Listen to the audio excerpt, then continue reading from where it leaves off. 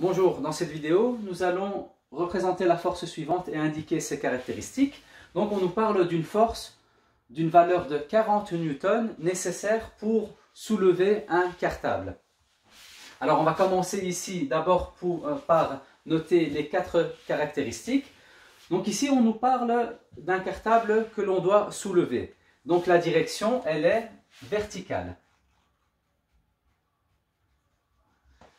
Le sens, puisqu'on soulève, c'est vers le haut. Donc vers le haut. L'intensité, on nous la donne, on nous dit que c'est 40 newtons. Donc on note ici 40 newtons. Et le point d'application, on peut dire que le point d'application, c'est sur la poignée du cartable. Donc puisqu'on le porte par sa poignée, donc on peut noter ici sur la poignée du cartable. Voilà, maintenant, on va représenter cette force.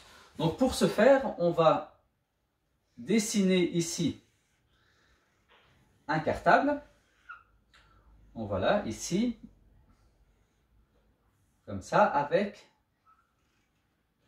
sa poignée. Alors, on va représenter la force.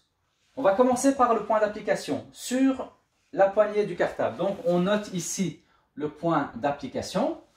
Ensuite, la direction verticale, le sens vers le haut. Donc ici, on met ici le vecteur vers le haut avec une flèche qui va vers le haut. Très bien. Ensuite, l'intensité est de 40 newtons. Alors, pour représenter l'intensité, on a besoin d'une échelle. Donc ici, je vais inventer une échelle. Donc je vais noter que l'échelle est de 1 cm représentant, par exemple ici je peux mettre 1 cm représente 10 newtons. Donc si je choisis cette échelle, 1 cm représente 10 newtons et que notre intensité est de 40 newtons, mon vecteur doit faire 4 cm. Donc ici je fais bien attention de faire ici une flèche qui a une longueur de 4 cm et ainsi j'ai résolu mon exercice et j'ai représenté une force d'une valeur de 40 newtons nécessaire pour soulever un cartable. Merci d'avoir suivi cette vidéo et bon travail à tout le monde.